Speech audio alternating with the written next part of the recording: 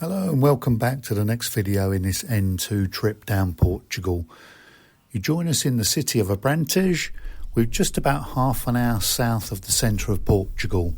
We stayed overnight here in this little cobblestone car park right by the side of the banks of the river with this beautiful view overlooking the city.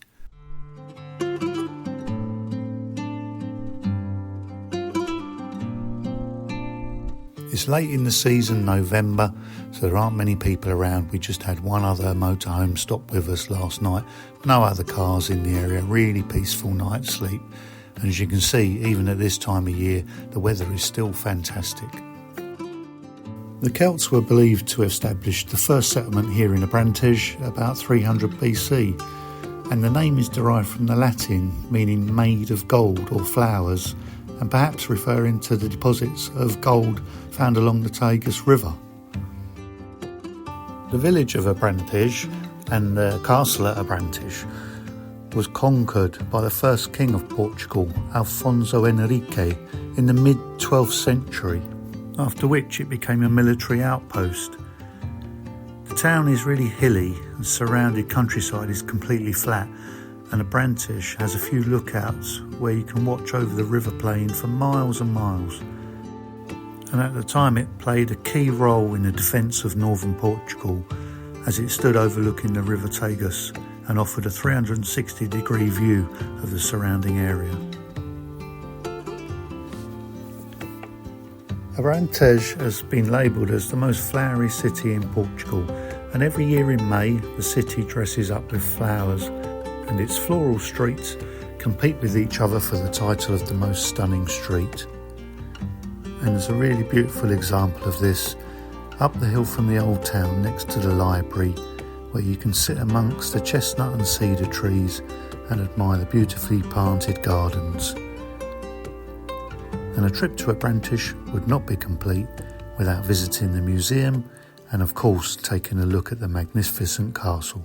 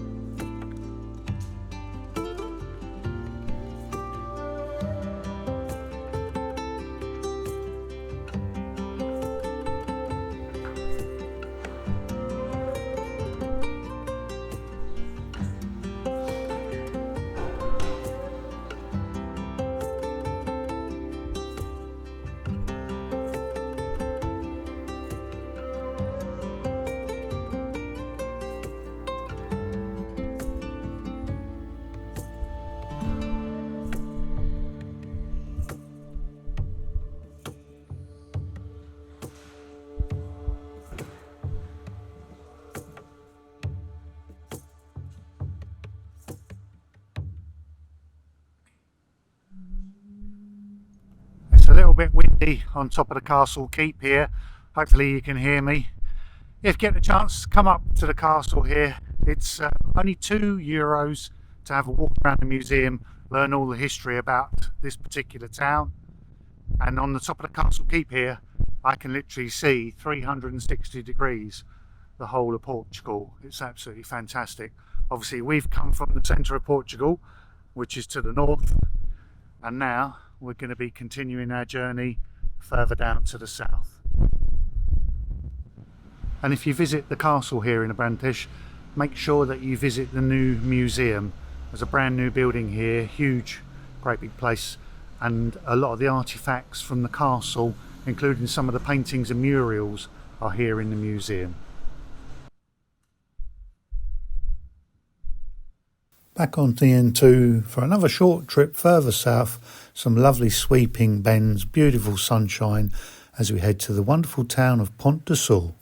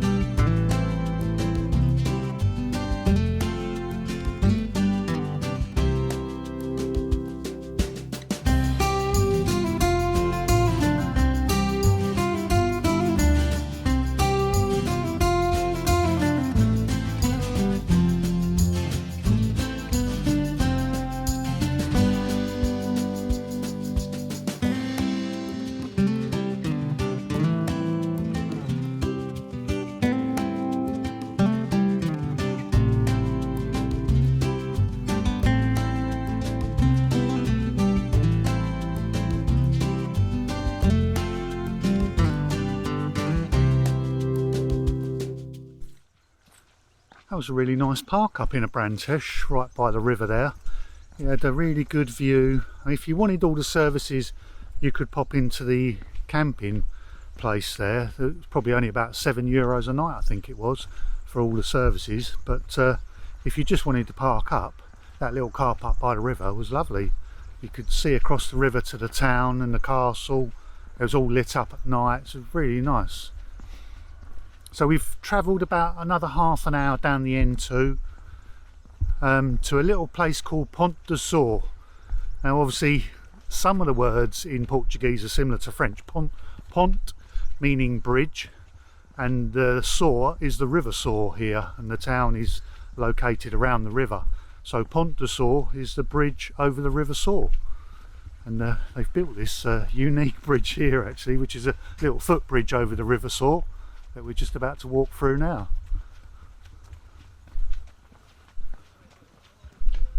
And Lou doesn't like bridges, so she won't be hanging around. She's off, she's off. No, she's never liked bridges, it's funny. It is funny. Right, and then now we're across that lovely little footbridge. We've got a beautiful walk along the promenade. We're sort of along the side of the river here and back into the town. And on a day like today, it's absolutely glorious. Hardly any clouds in the sky. Beautiful sunshine. And this is finally what we came down to Portugal for, wasn't it? Was for the weather. For the sun, at last. At long last, some sunshine. Yeah. Not sure how long it's going to last though. Reports say it might be a couple of days only. Oh no, don't say that. No, we've only just got it. I know. Well, just keep heading south. Yeah. We'll be alright. Warmer climates ahead, let's hope. So yeah, enjoy this little walk along the river into the town of Ponte de Sor.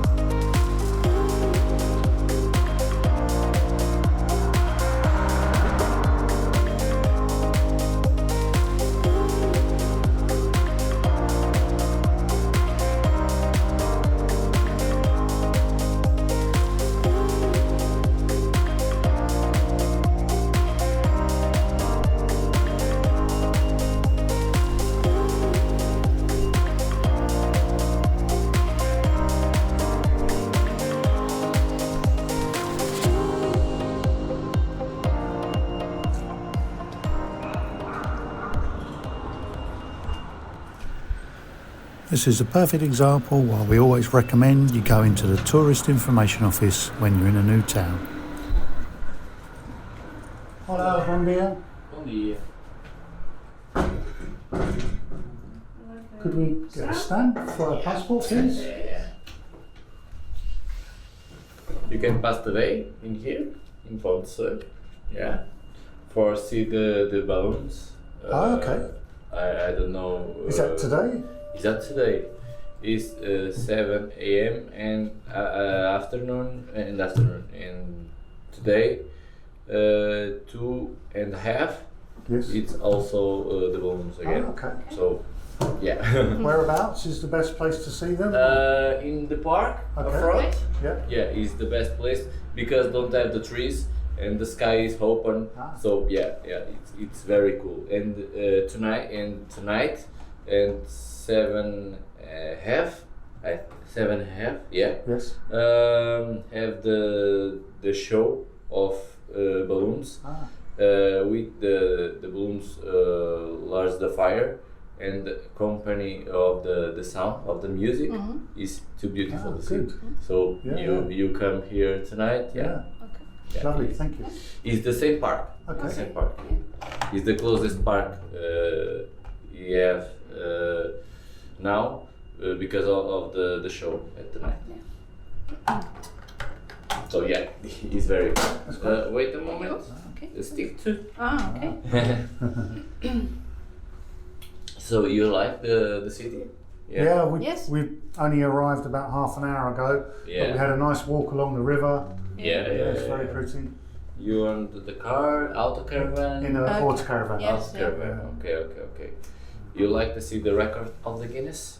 Oh yeah. Yeah. So that is the tourism guy in English. So it's easy for you. Okay. That is the art and the patrimony have in the city.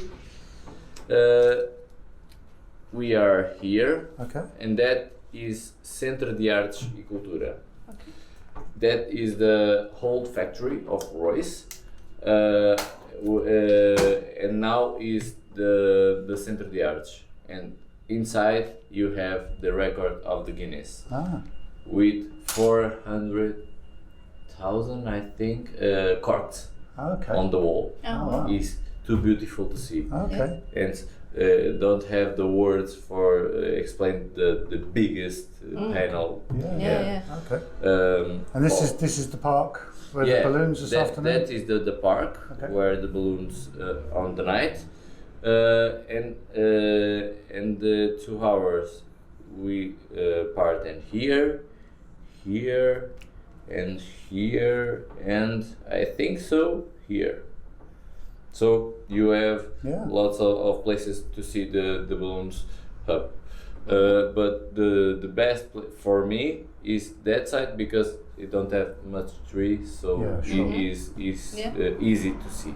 Okay. That place, the visit is free, so it's cool. You have 2-3 rooms with the exposition, library, and other things you see. You see when you go there. Okay. For the lunch, you close 1 and 2. The rest is open. Okay. Yeah. Great. That's great. Thank you very much for your help. Okay. Thank Thank you. you. Okay. Have a nice day. Thank you. Have a nice day. Thank you. So we found out that today there was going to be a massive balloon festival in the local park, and he also kindly gave us directions to an art museum where we could see an amazing Guinness World Record.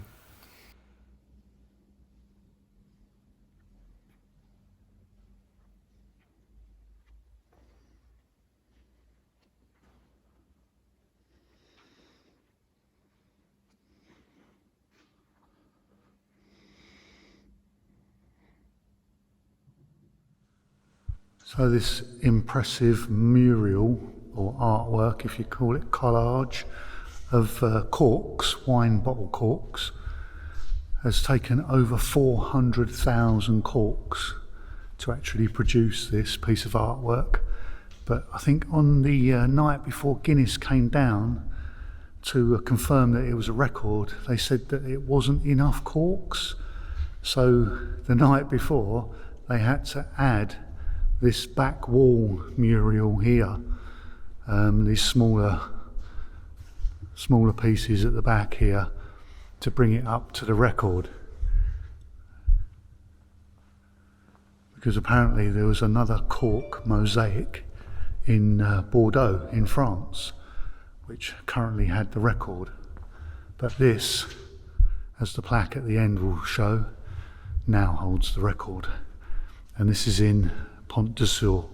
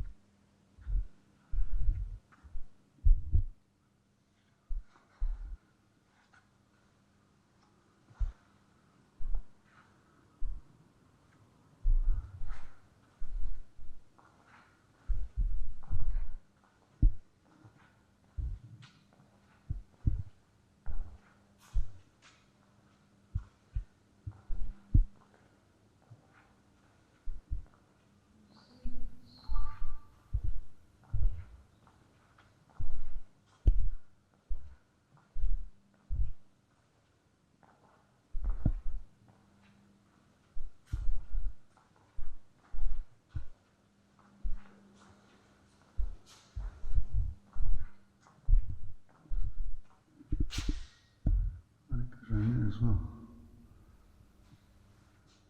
It's always worth popping into the local tourist information. You never know what you may find.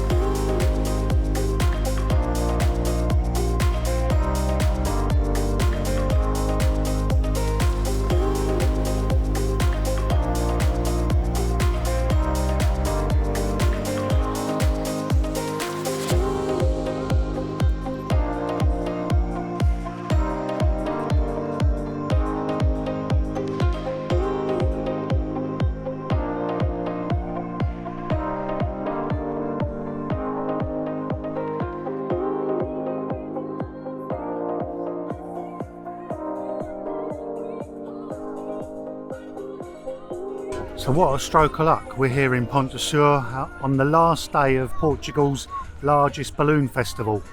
And as luck would have it, the weather I think is going to be okay and the guys are going to be able to fly over here. So in a second they're going to set up a balloon here and I'll be able to take some excellent video of it, which will be really cool.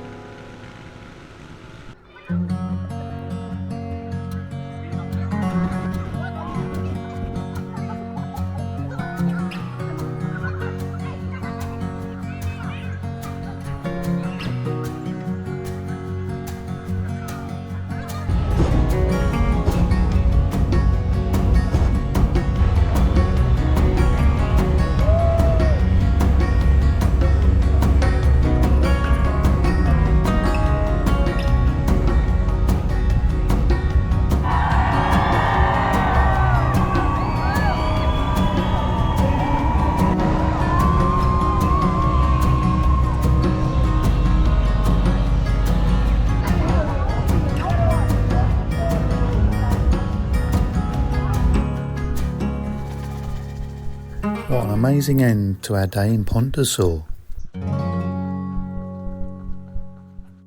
Throughout a lot of Portugal, and most particularly in the Alentejo region, you'll see a lot of trees like this where the bark has been stripped off the tree, and you might be wondering what's happening here, but this is a cork oak. It's a particular variety of oak tree which is indigenous to this region in Portugal, and the bark is actually where we get cork from.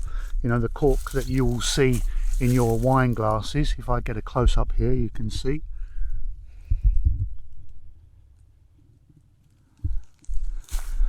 So the trees are matured until they're 25 years old at least before they strip some of the bark. It doesn't damage the trees.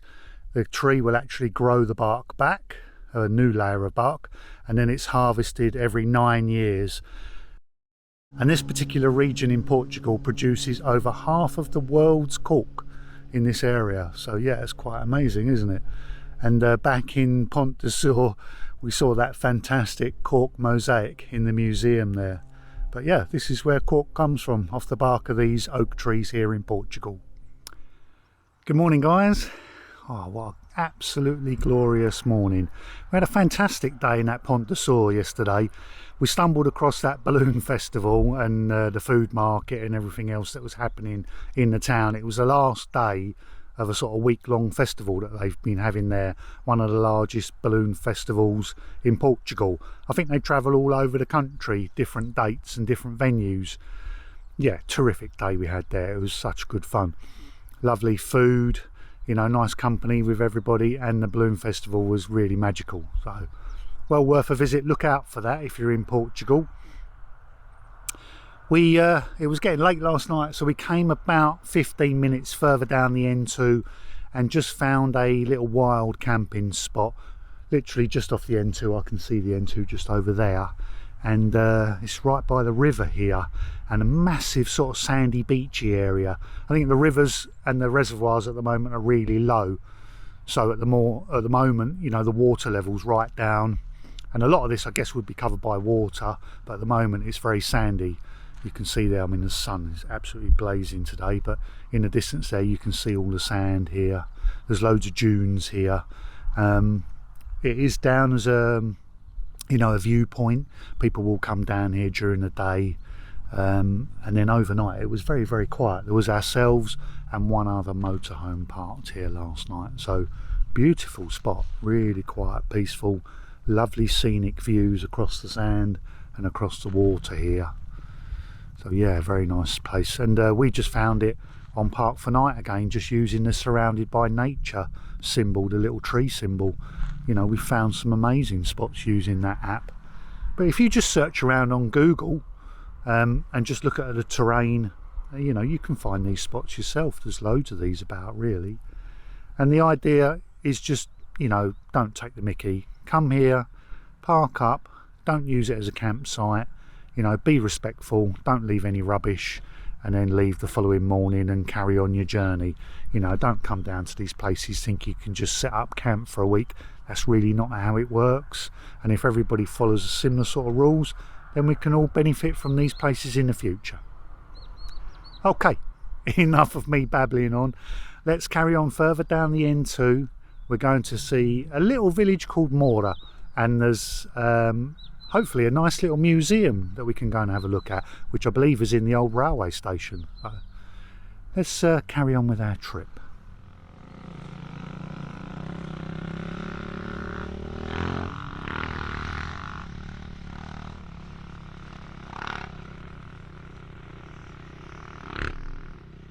So we've arrived in the little village of Mora, which is directly off the N2 as we travel down this southern part of the Portugal. And we looked online. It's quite a small village, to see if there was anything of interest that we could have a look at. And here in Mora is what they're called an interactive museum. Some of the artifacts date back over 6,000 years, and it's actually built in two old railway buildings. So we thought, yeah, that would be quite interesting. So we're going to pop inside and have a look.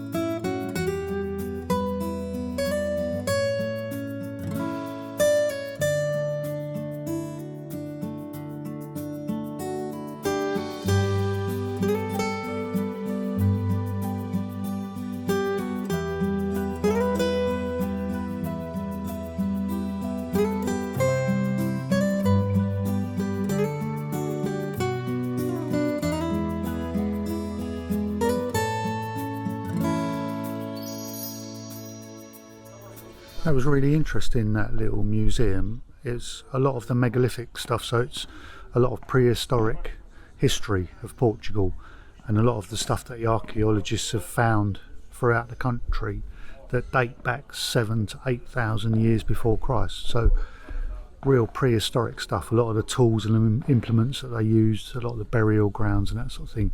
But what it's brought to us is, is a couple of places that we can now go and have a look at.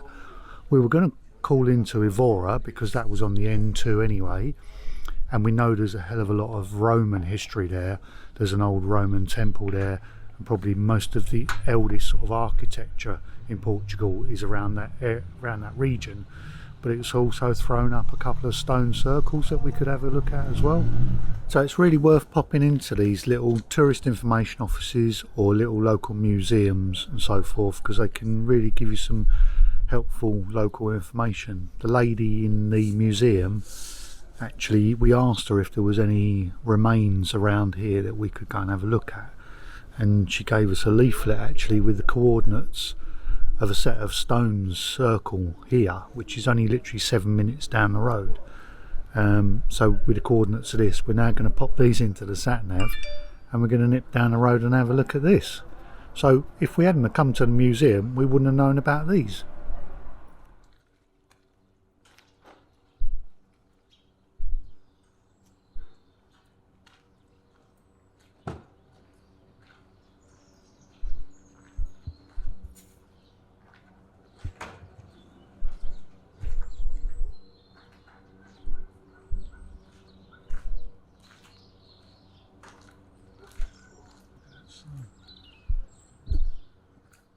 So here we are, literally only about 5 to 7 minutes down the road, couple of kilometres, not very far. And here are the stones that the lady in the museum told us about. Originally discovered in the 70s, classified as a national monument in the 1990s.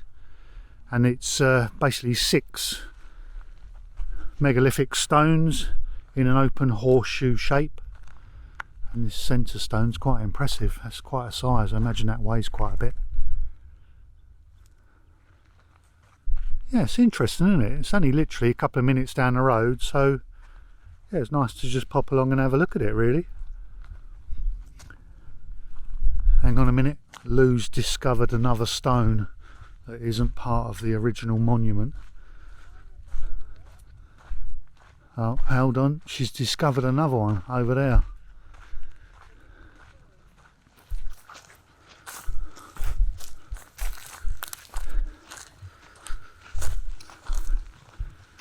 This is a bit like one of those Tony Robbins programs, isn't it? Is his name Tony Robbins? Oh no, he's the inspirational speaker, isn't he?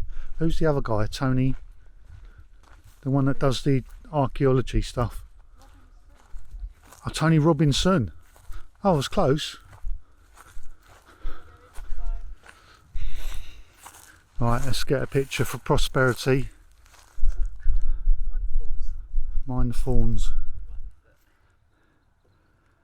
As discovered by Lou Booth, 2022 European Tour 4.